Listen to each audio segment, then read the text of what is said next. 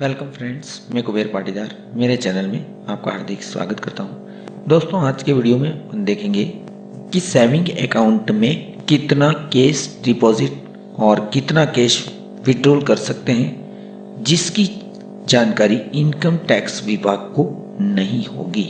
अपन अभी आयकर गणना पत्र जनरेट करने जा रहे हैं। इससे पहले ये जानकारी प्राप्त कर लेना बहुत ज़रूरी है। आयकर गणना में तो अपन सैलरी इनकम आफ्टर जो टैक्सेबल इनकम होती है उसी का टैक्स पे अप करते हैं, लेकिन इसके बाद भी अपना सेविंग अकाउंट होता है। सेविंग अकाउंट में अपन ट्रांजैक्शन करते रहते हैं, कभी डिपॉजिट करवाते हैं तो कभी विड्रॉल करते हैं। तो उसकी लिमिट क्या है और इसकी जानकारी भी लेना बहुत ही ज़रूरी है।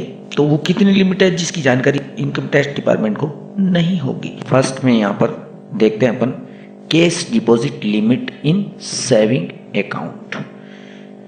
एक वर्ष में 10 लाख रुपए से ज़्यादा केस जमा करने पर बैंक द्वारा आपकी जानकारी इनकम टैक्स डिपार्टमेंट को दे दी जाती है।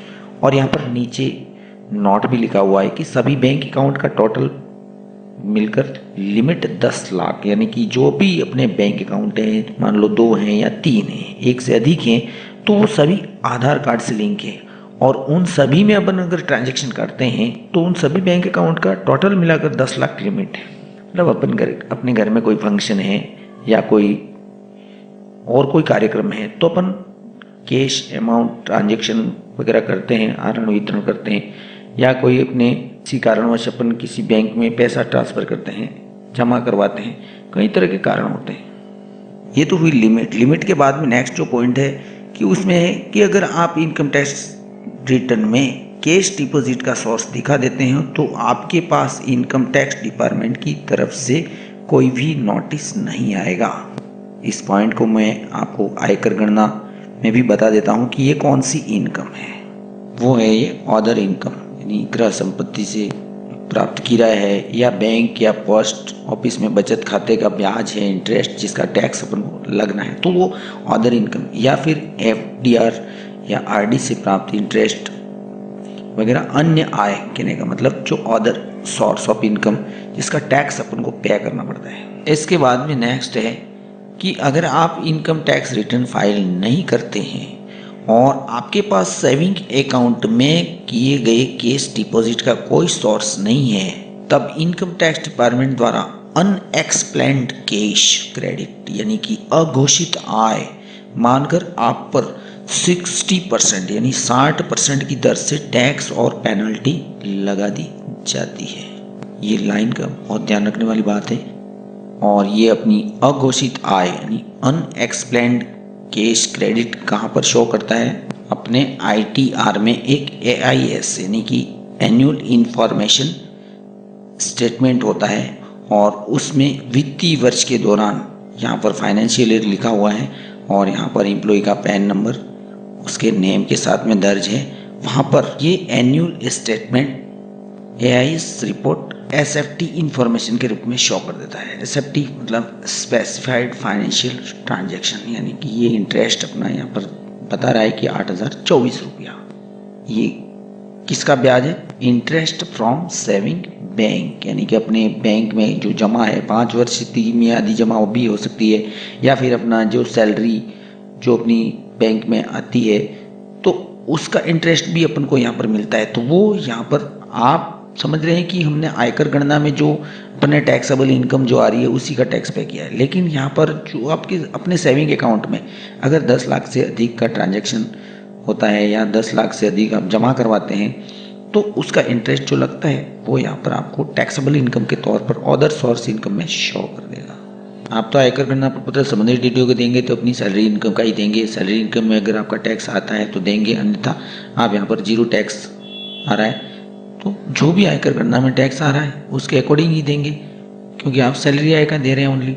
लेकिन यहाँ पर अदर सोर्स ऑफ इनकम ये इंटरेस्ट आ रहा है, उसका टैक्स आप जब ITR भरेंगे उस समय ये अदर सोर्स इनकम में शो करेगा और तुरंत ही आपको कैश पेमेंट इसका करना पड़ेगा, यानी टैक्स भरना पड़ेगा। अगर आप टैक्स नहीं भरेंगे तो इनकम टैक्स डिपार्टमेंट द्वारा जैसे ही ITR सबमिट करते ही विदिन 1 वीक में आपके ऊपर नोटिस आ जाता है। लेकिन मैं आपको इसका तरीका भी बता देता हूँ कि ये रिपीटेबल है ओनली। इसमें 10,000 रुपये तक की इंटरेस्ट लिमिट है जिसकी छूट आप ले सकते हैं। वो कहाँ पर है? यहाँ पर अन्य कटौतियों में। ये अन्य कटौतियाँ हैं। यहाँ पर रेगुलर एम्प्लॉय के लिए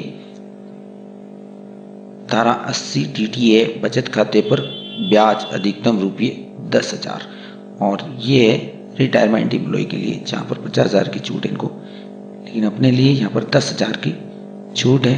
तो आयकर गणना प्रपत्र भरने से पहले एक बार आप अपना इनकम टैक्स लॉगिन करके ज़रूर देखें कि आपके सेविंग अकाउंट का इंटरेस्ट कोई यहाँ पर जमा नहीं है। अगर जमा है, जैसे फॉर एग्जांपल ये 8,024 रुपया जमा है, तो मैं इसकी अभी छूट यहाँ पर आपको ले करके भी बता देता हूँ।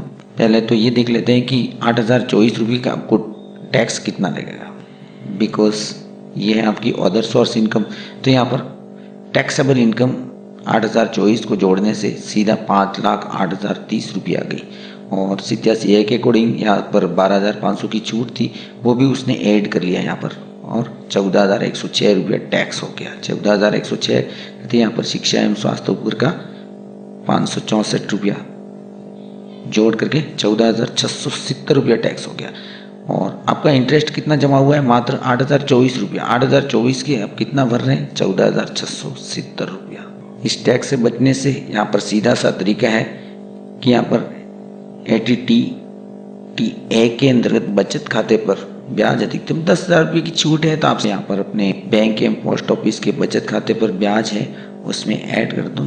लिमिट है 10,000 की, लेकिन अपने 8,024 रुपया है, तो 8,024 रुपया यहाँ पर लेस हो जाएगा। तो यहाँ पर ये 8,024 रुपया लेस हो गया। लेस होने पर यहाँ पर टैक्स हो गया 0, क्योंकि यहाँ पर टैक्सेबल इनकम होगी 4,28,930 रुपया।